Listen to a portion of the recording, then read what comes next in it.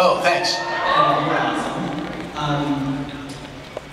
You kind of seem like you didn't censor yourself, or you do swear at these kind of things. You do kind of keep it more age appropriate.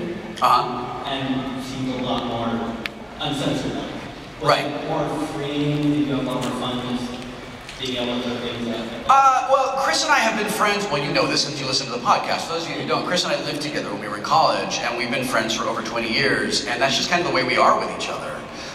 When I am appearing at a convention where there's families and there's children and there's people who are sensitive, who write emails when they get offended.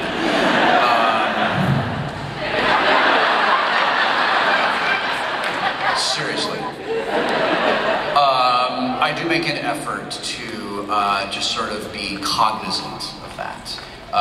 You know, it's like Eddie Murphy says, like, I managed to slip in some jokes between the swears. You know, it's not like I just get up there and it's a straight string of profanities. Another enormous difference between doing Chris's podcast and appearing at a con, like, we could just talk until we were out of air. And at a con, like, it needs to be a little bit tighter, and I only have a certain amount of time, and it's important to me, like, I know there's a lot to do here, and it's important to me that I sort of respect the amount of time you've chosen to give me with a performance that, you know, most people can enjoy. So it's just, I just sort of approach the two things differently. Thank you. Balls.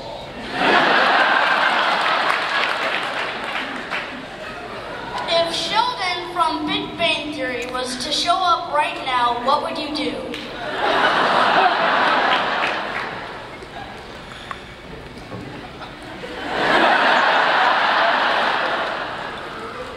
I would just walk up really close to him, really invade his personal space, peer intently into his forehead, just to make sure that I remembered to make the bed in my house.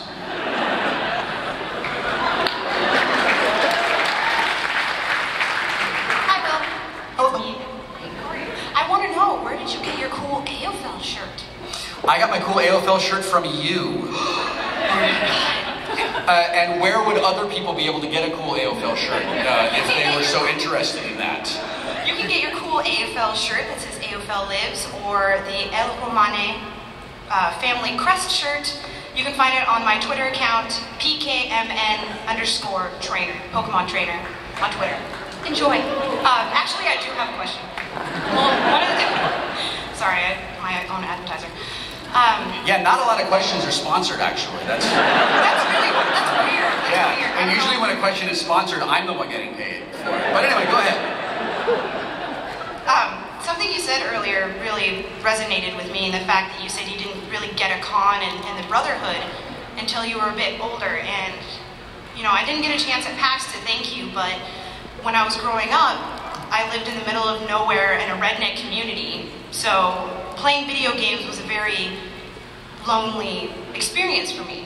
And being into comic books, you know, my brother and I grew up reading them and playing video games. I watched my brother play through Clock Tower on the PS1. Does anybody else remember that game? Yes? Some of them do. Nightmares, okay.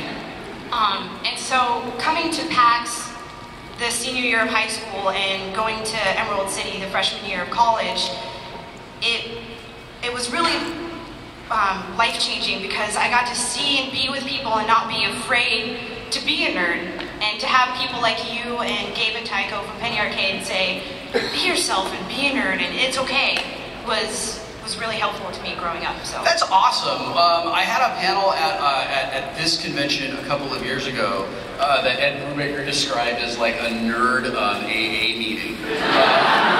Where we all just sort of got together and shared our nerd stories. And there was this girl who was in high school, and this was a number of years ago, and she said, I just want to know that it gets better. I just want to know that like it's okay, and what happens. And you know, like, I turned into a dad, and I was like, yeah, it does. You know, it does get better, and it gets better because of people like us. You know, we create an environment where it's okay to love this stuff, and it's okay to be who we are. And you know, like, the sooner we can get to that, without spending a lot of time in edition wars. I think the better. And I'm really happy to play a small part in helping to create a world that is a little bit friendlier to people like us. Or if not friendlier, at least we know where to go.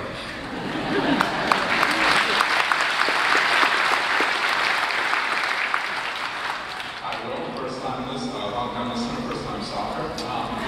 Security? Yeah, you're pretty.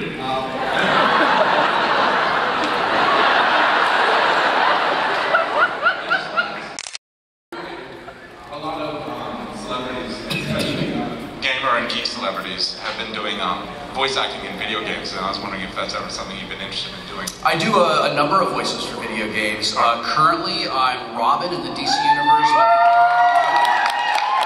It's really great. I did a whole bunch of different voices for Red Dead Redemption. If you buy newspapers from anyone, you're probably buying them from me. And then I'm also a guy that walks around the streets and talks about rumors and says all these different things about John Marston. I did a bunch of Ghost Recon games, and I was Richard Burns in Grand Theft Auto San Andreas. It's a really wonderful job. I'm very lucky, and I'm very grateful that I get to work in animation and video games like I do. It's a very small community. It is the most professional industry that I've ever been involved in, and it's very, very, very hard to learn the secret handshake and get into that.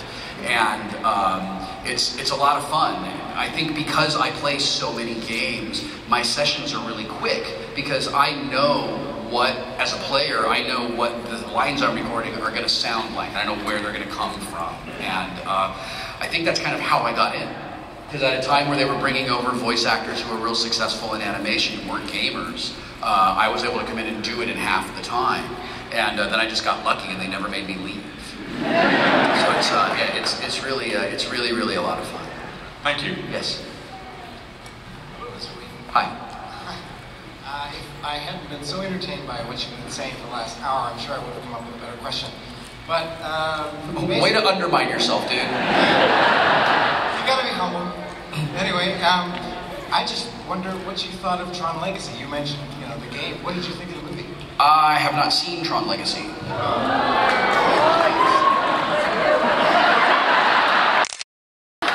Listen, I don't know what world all of you live in, but I live in a post-Phantom Menace world.